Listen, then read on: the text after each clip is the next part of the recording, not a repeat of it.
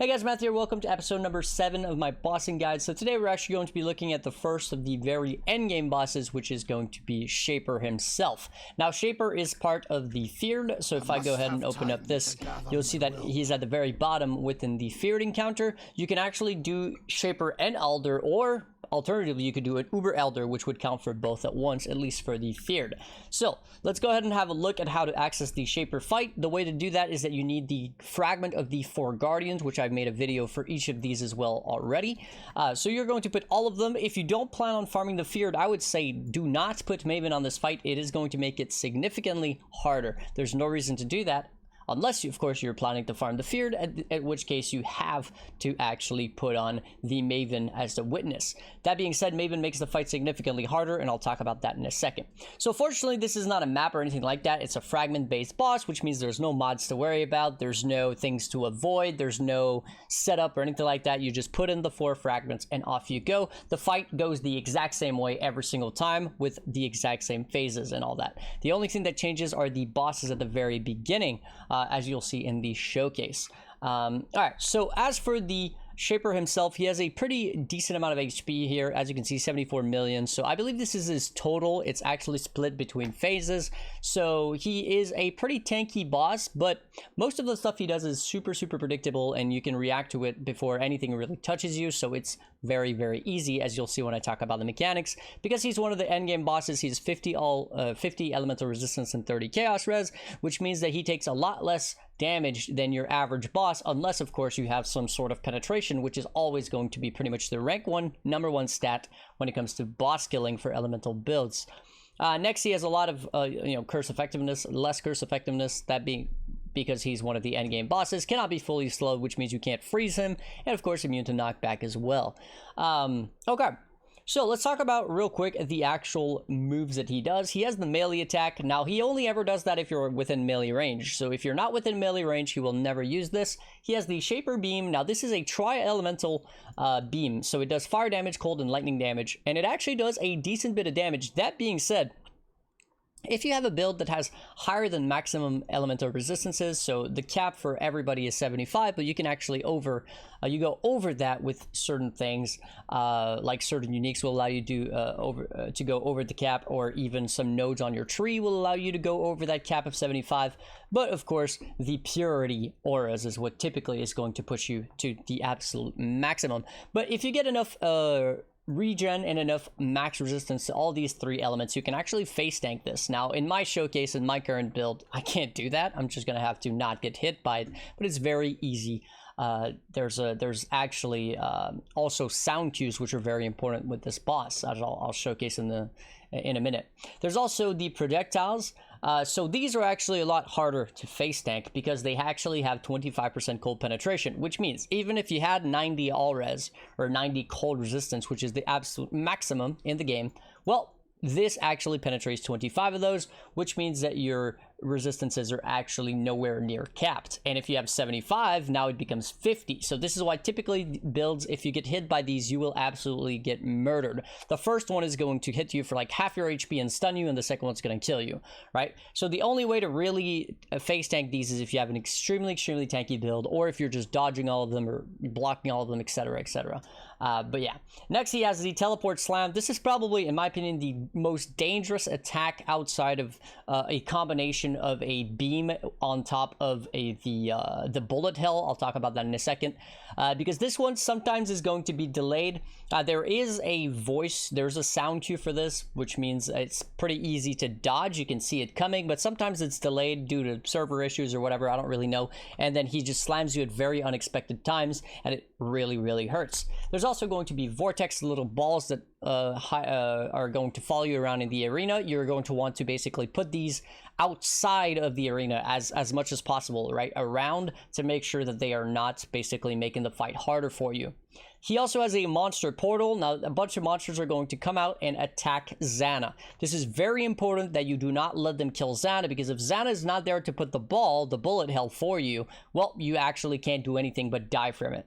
So you need ZANA to be alive so that she can put the ball for the bullet hell, right? The ZANA bubble. That's what's actually going to save you, as you'll see in the showcase. And then there's the bullet hell, which this is also cold damage with cold penetration.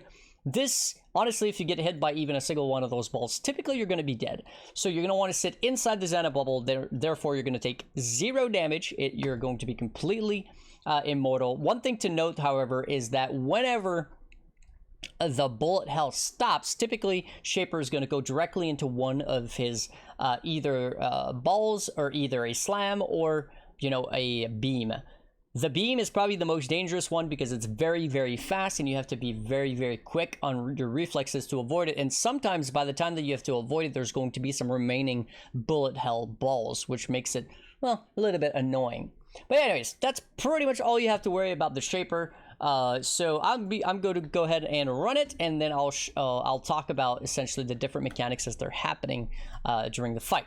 Now, one thing to note, one thing that actually does change before you actually get to fight the Shaper is that you have to fight 4 bosses, 4 mini bosses in each of the corners. And these bosses are based on the bosses that you have fought in the campaign. So this, for example, would be the Act 2 boss, right? So we're going to go ahead and kill those. These are actually typically not too hard to deal with. They're pretty squishy. As you can see, they die pretty quickly. But in some cases, I would say that these bosses are actually probably more dangerous than Shaper himself. That's how easy of a boss that Shaper is. Okay, so here we have Merveil in the second phase. So again, definitely nothing to write home about. Pretty easy to deal with. They do drop item level 86 bases, which is something that's very, very interesting and can be very, very good to be picking up, especially in an early league start scenario. Oh, so looks like I forgot to go on D&D here. Gonna go on D&D. This is the Merveil, but this time it's basically from the first phase. But you also have to kill her in the second phase. So I definitely got some pretty easy bosses here. I think the hardest boss to deal with out of all of them would definitely be Malachi. Malachi is super annoying in this fight, and the other one would probably be Duresso. Duresso is also quite hard to deal with, but I actually got pretty lucky here. I pretty much got exclusively very, very easy bosses to deal with, so that's pretty nice for me. All right, so we're gonna go ahead and do that, and again, playing on my 5-link build. You know, this is very, very cheap build. We're talking about a handful of chaos in a league start scenario. Extremely, extremely cheap stuff. Less than 50 chaos for my entire build in a league start scenario, right? So no enchants, no nothing, 5 links.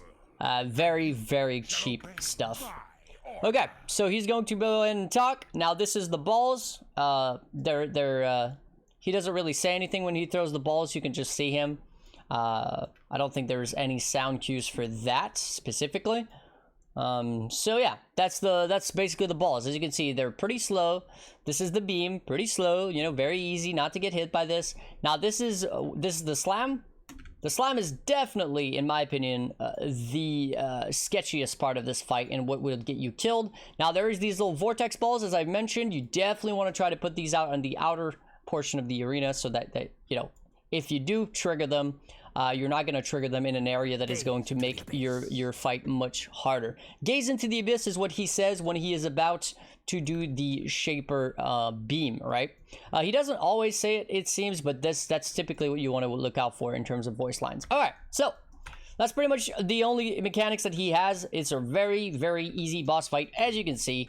I mean, the slam is the only thing. I would say wait until you see the hammer above your head. And when you see the hammer above your head, right, that's where it spawns. That is when you're going to go ahead and flame dash away or, you know, use some sort of movement ability away so that you're not going to get hit, because it does have it has a pretty massive AoE, really. Like, if I get hit by this, it's pretty massive. So you definitely don't want to get hit by that. Okay, so that's pretty much it for the initial phase. All the other phases are basically going to be the exact same as this. So what he does when he loses 50% of his health is he's going to teleport me, and now I actually have to go as fast as possible, because when I'm in this new area right now, right, where I'm basically I got to make my way up to a little mini boss again, he's actually regenning. So what that means is that I actually want to make my way in this arena as fast as possible. Now, these monsters don't drop anything, I believe. So there's no reason to, like, you know, full clear this or whatever. You want to really be as fast as possible. There we go. We are at the mini boss here. The first one is very, very easy to deal with. I'm going to go ahead and debuff him. and we are just going to kill him. As again, very, very easy to deal with the first guy. He throws this little, I guess you could say, a little boomerang thingy once in a while, and he also throws like one little vortex ball. If it hits you, it's going to create a vortex which expands and then goes away, right? So the thing that he throws is actually his weapon. I'm not sure what this is called, but yeah, this is what he's throwing. It's very slow. You can see it. It's white on your screen. Okay, here comes the second phase. Second phase is going to be the exact same, except this time we're going to get the bullet hell phase. All right, so we're going to go ahead and wait up for that. Okay, so he's starting off with the Shaper Beam. Going to go ahead and debuff him. Embraced by misery. Embraced by misery is what he says when he's about to slam you. Okay, this is the bullet hell. So as you can see, he's going to teleport to a bunch of different locations, and all these little blue balls are going to be absolutely deadly. Now, the thing I want to pay attention to the most, right? Oh, oops. The thing I want to pay attention to the most when it comes to the bullet hell is after the bullet hell. As you saw right there, right? You want to try to keep your eyes on where Shaper is, so when the bullet hole ends, as soon as it's over, you get out of the way if he's about to beam you, like he did to me this time. Now, I saw it coming, so I was able to dash out of the beam, but unfortunately, I got hit by one of the bullet hells, so I was, I was killed. So now he should not do another one, I believe. I believe we should be good to go. Okay, well, invisible textures are always great to deal with. I have to say that invisible textures are definitely one of the things that make this game a lot more challenging than it really needs to be. But, you know. Okay, so we're going to go ahead and deal with the second phase. So here comes another of the minion phases. Those are trying to kill ZANA. As you can see, ZANA has an HP bar, and it will go down if she takes damage. So we want to try to make sure that she does not take any damage here, because if she did, yeah, when the next bullet hell comes, when the next bullet hell phase comes out, it's going to be a problem. So again, here we are for another bullet hell. Now, if my damage was higher, you typically don't have to deal with any more than a single bullet hell per phase, but it's probably due to the fact that I died more so than anything else. So as you can see here, you know, I was basically paying much more attention to where Shaper was than anything else, because I wanted to make sure that when that bullet hell was over with, I was not going to get, you know, slammed by the beam. Okay, so here comes the last phase, or at least the, I guess you could say the part right before the last phase. So again, it's the exact same thing. That being said, this specific boss is actually a lot harder to deal with. So the first guy just throws his little weapon thingy, and then he also has this second part where he is also throwing the one vortex ball. That being said, the boss that we're about to see right now is much more deadly, in my opinion, deadlier than Shaper himself, if you are not basically prepared to fight him. Because what he does is, the moment that you get to him, he's going to basically he's going to fill your entire screen up with vortexes. So what you want to do is try to find a safe zone where you're not going to get hit by any of those, because as you can see, there are a ton, and they do a ton of damage. The faster you kill him, however, the easier, you know, it is going to be to deal with them. But as you saw initially, there's a ton of these vortexes, and what I typically do, there are some maps, right? There's some different layouts here. One of the layouts, or actually I believe two of the layouts, have different places that you could just sit behind, and I'm gonna wait for him to do this entire like screen wide barrage, if you want to call it that, of vortexes, and then once he's done his entire set, I'm going to come out and kill him. That being said, I believe this is the only arena, or there might be one other one, that there's nothing to hide behind, right? So unfortunately, you have to just kind of dodge them, and you know, that's the only way you're going to have of actually dealing with it. So this is going to be the last phase of the boss. So the exact same thing as the second phase this time around. There's really nothing different. So as you see, you know, Shaper is actually a pretty easy boss to deal with. He's just kind of a very time-consuming boss. One thing to note, however, actually, I kind of forgot to talk about that. For the final phase, right, the one that I'm dealing with right now, sometimes he actually spawns a clone, as you saw a little bit earlier. There was basically a Shaper clone that was following me. That guy can actually do all of the same things that Shaper can do himself. The interesting part here is that if you get that, right, where you get the Shaper clone, plus a Shaper, plus Maven doubling the boss, she actually doesn't just double the boss, she doubles the boss and she doubles the clone. So you actually end up having to fight 4 Shapers at a time, and that's where this fight can become absolutely insane, because you have a 1 Shaper, a clone, another Shaper, and then another clone, and they can all beam you, they can all throw the balls, and they can also all slam you all at the same time, which becomes absolutely crazy. But yeah, this is pretty much a showcase on how to deal with the Shaper. As you can see, it's a very, very easy fight. You do not need very little damage. You do not need very little defense. You know, the one thing that killed me in this fight was obviously the textures just not being there, so invisible textures, and the one other death that I had was due to my own bad play and running into one of the bullet hell balls. But never in this fight did I feel like, oh my god, I might fail this, right?